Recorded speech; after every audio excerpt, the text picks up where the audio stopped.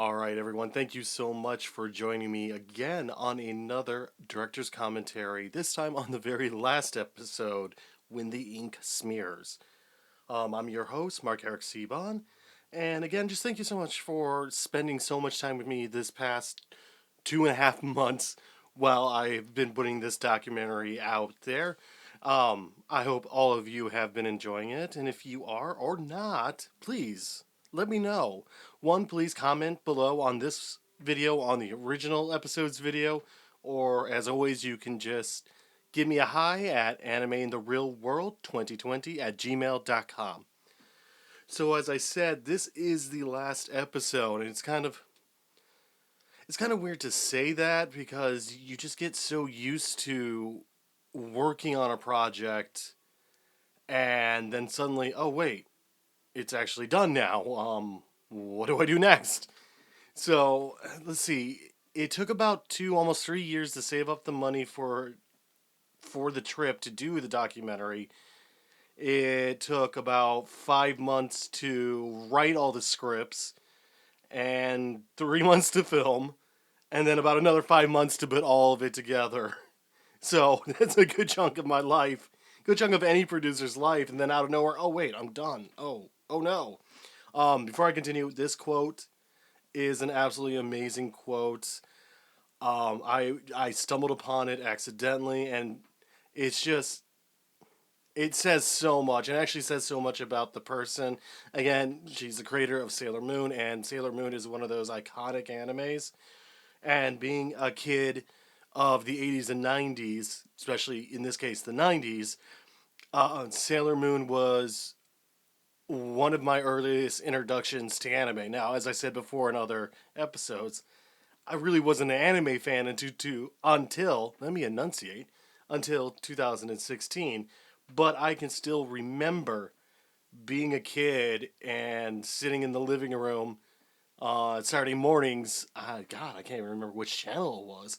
But whatever, and watching like Sailor Moon, Dragon Ball Z, Digimon, and even a little later on when Pokemon showed up. So, yeah, I guess no matter what, somehow I was going to get involved with anime, and, well, here are the results. So, this episode it had to be done because becoming a deeper and deeper fan of anime and being someone who's interested in history, in politics, in sociology, I was so shocked. But I also saw it coming. But I was just so shocked how much how much of the Japanese culture and how much of Japanese politics has gotten itself mixed into anime. And not even just Japanese politics. As you see later on in the episode, even the UN, now Australia, and the UK, the new policies are being developed because of anime. For better or for worse, it is just a fact. And someone asked me, well, why is anime so important? And the only thing I can tell them is there is almost no other animated type of programming that has become so synonymous. I know that word, shush. It's become so synonymous with politics and culture itself, especially like giving examples here of subcultures where characters are based around an actual subculture in Japan, and they're not being made fun of. They're not, oh, point and look at that weirdo. They are just a part of it. And it's what really drove me to get deeper and deeper into anime because I didn't see it coming. And it took me a long time till I actually saw all of these little nuances and reading articles and seeing what's going on in the world when it relates to anime. The only other animation I can think of that's ever been, ingrained with politics is actually from like the early 90s. And it was when the first president, George Bush, used The Simpsons as an example of how American families should not be. He was basically using what I can't remember if Reagan actually said it, or maybe it was even Bush still again, but whatever. I remember the example of even earlier of Married with Children being the example of how American families should not be, and then a couple years later, here comes The Simpsons. Oh, this is not how an American family should be. So that, like, in the West, that's like the only example I can remember of it really getting into politics, other than the regular, this is too graphic for children when it comes to South Park or Family Guy, or this is, the jokes aren't funny, or it's just too smart for Dilbert and Futurama. But that, nothing came close other than The Simpsons, and even still, that is such a far step down compared to how crazy things have gotten with anime. I mean, even recently, within the last, I want to say, not even a full month, how Australia is not allowing certain adult themed materials, anime based adult themed materials in, because of what the UN is doing with the new amendment to the rights of the child. So it's so, it's really hard to explain, and it's, I explain. That's why I put it in a documentary. I could write it down instead of speak it. But I have never come across something that's just been so globally impactful, and it's so subtle in many ways that a lot of people won't realize why certain things are changing, and then out of nowhere you kind of look like, oh wow, anime is involved in this.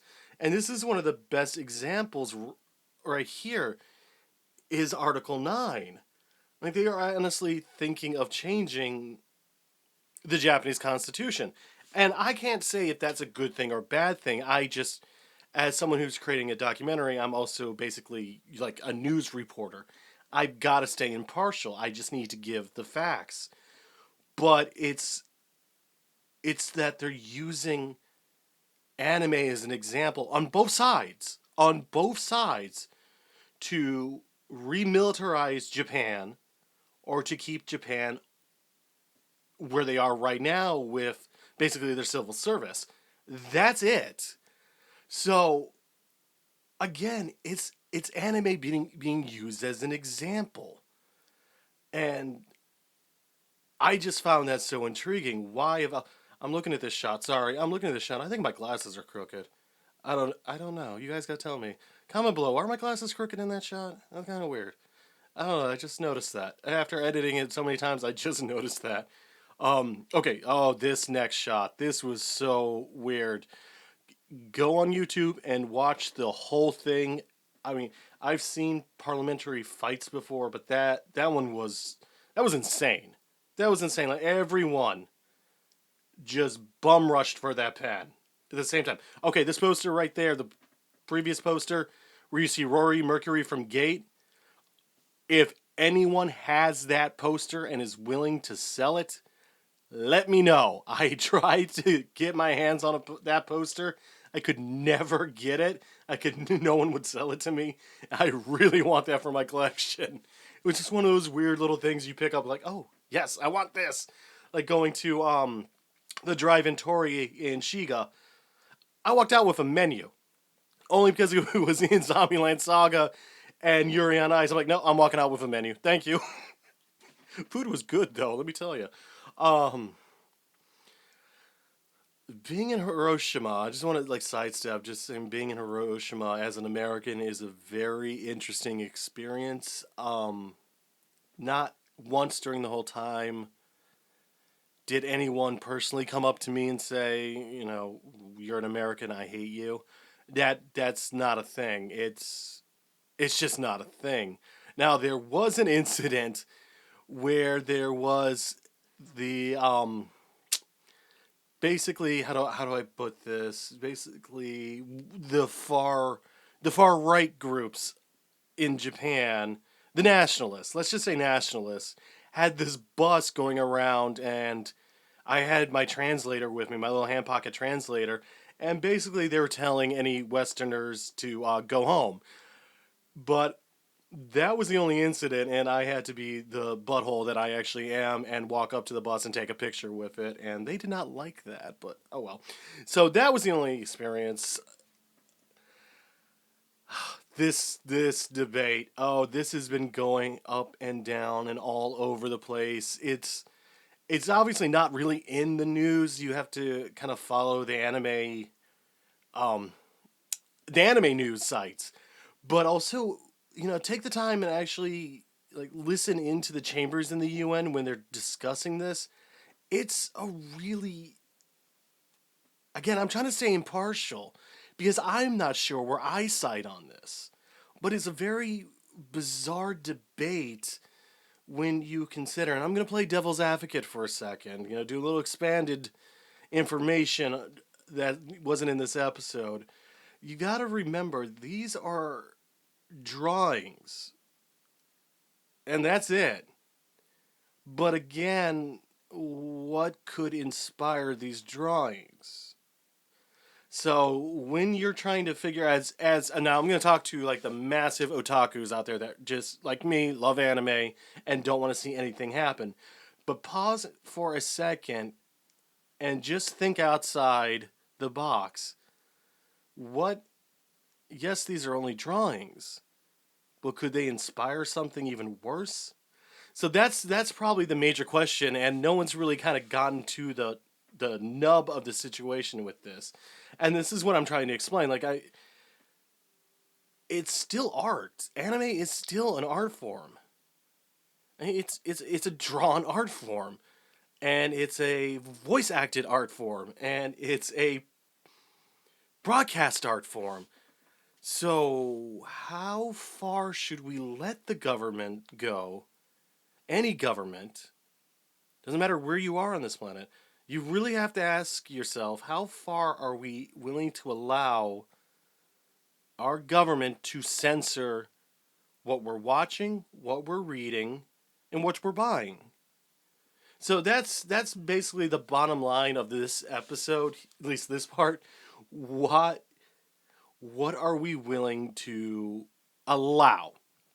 And again, that is not for me to say, that's for you to say. So please comment below.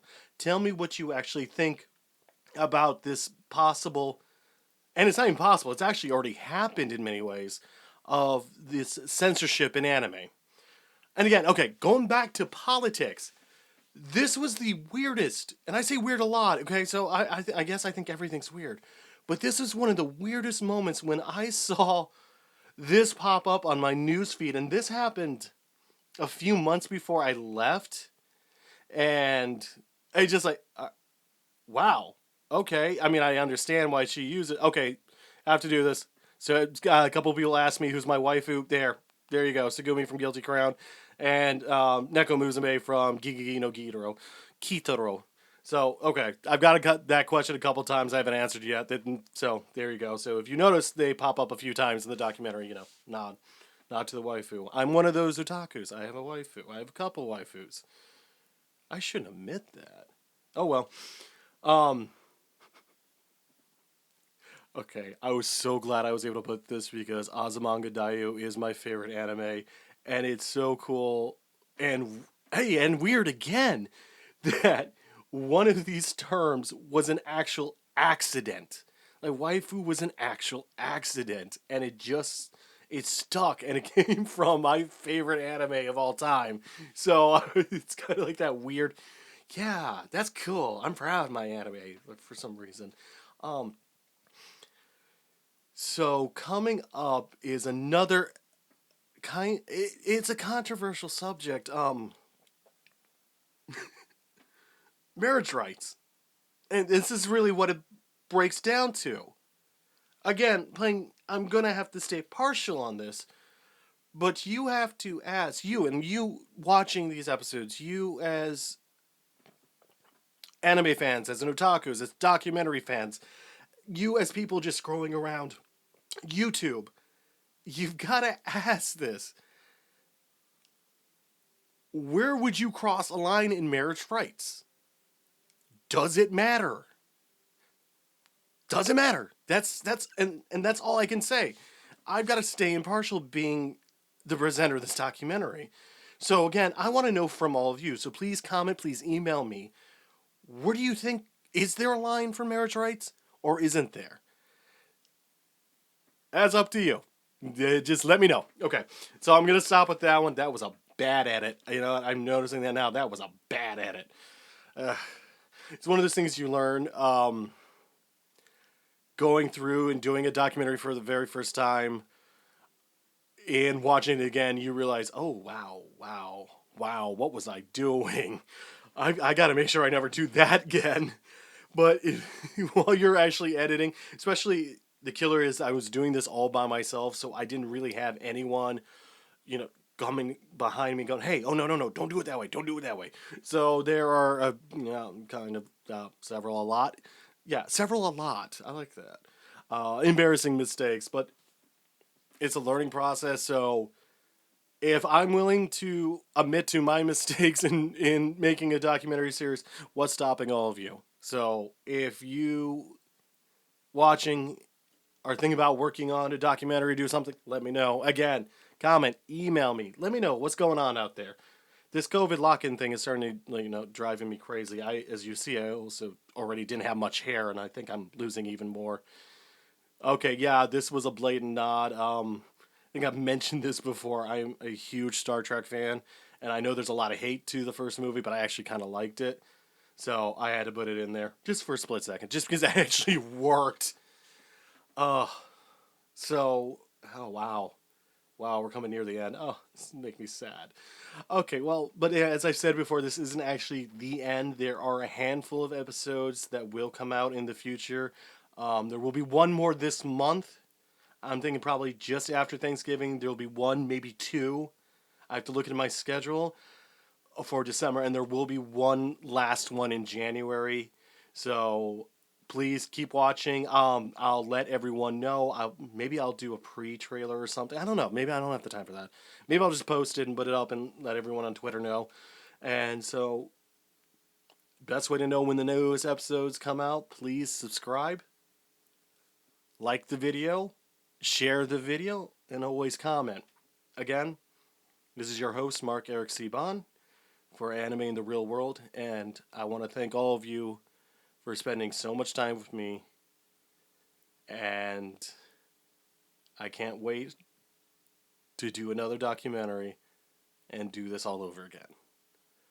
So, I guess from me and me, again, thank you so much, and I will talk to all of you in the future. Bye.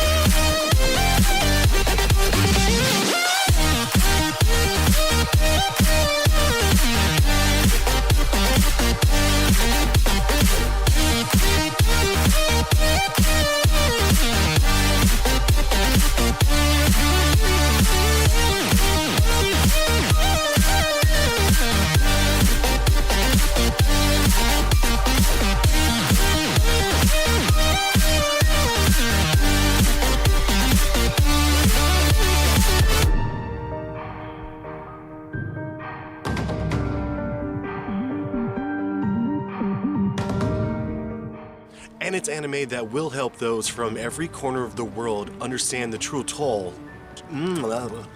Article 9 of the... I think it's snowing. How a remilitarized...